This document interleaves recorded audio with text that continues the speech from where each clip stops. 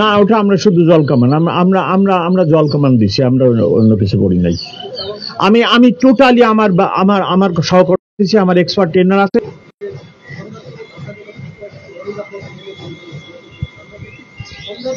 আচ্ছা, আপনার পয়েন্ট আমি বুঝতে পারছি। আপনার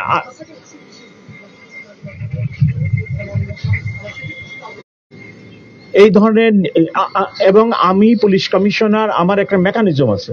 আমি সেই মেকানিজমের মাধ্যমে রাত্রিরে এবং দিনে ঢাকা শহরকে নিরাপদ রাখার চেষ্টা করি। সব ক্ষেত্রে আমি সফল হই, আমি সেটা দাবি করি না। 2-2.5 কোটি লোকের শহর, এত ঘনবসতিপূর্ণ শহর পৃথিবীতে আর দ্বিতীয়টি নেই। এখানে দারিদ্রতা আছে, এখানে বেকারত্ব আছে, এখানে বস্তিতে লক্ষ লক্ষ লোক বাস করে, এখানে লক্ষ লক্ষ লোক ফুটপাতে বাস করে। এরূপ একটি জটিল শহরের পুলিশ কমিশনার আমি।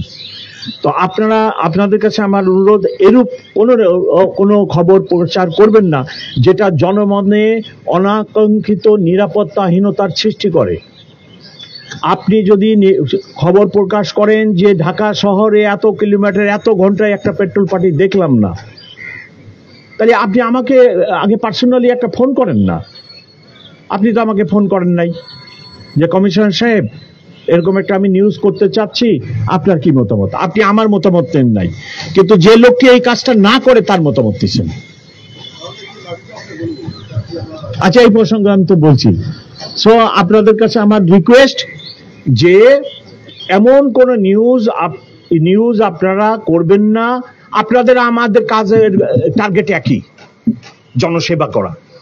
তাহলে আপনি এরকম কোন নিউজ করবেন না যেটা মানুষের মধ্যে প্যানিক সৃষ্টি করে, একটা নিরাপত্তাহীনতা সৃষ্টি করে। এটা আমার অনুরোধ।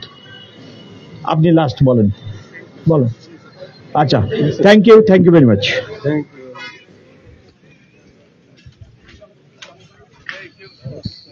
Thank you.